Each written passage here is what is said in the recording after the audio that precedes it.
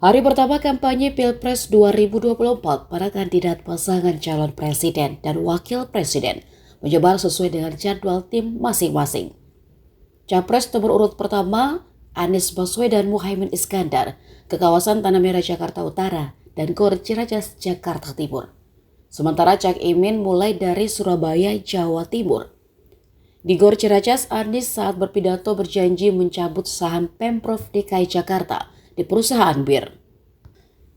Ia mengaku Pemprov DKI Jakarta punya saham di pabrik minuman keras atau yang dikenal dengan sebutan bir.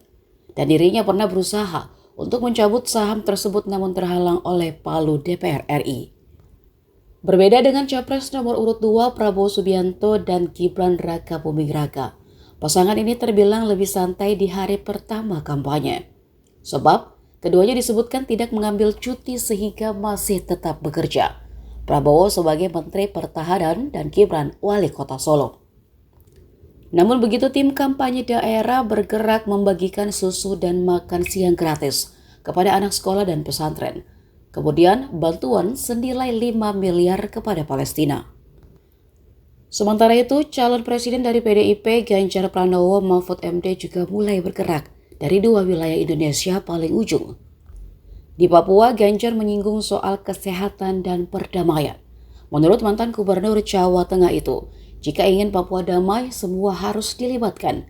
Anak muda, tokoh adat, tokoh agama, semua harus duduk bersama.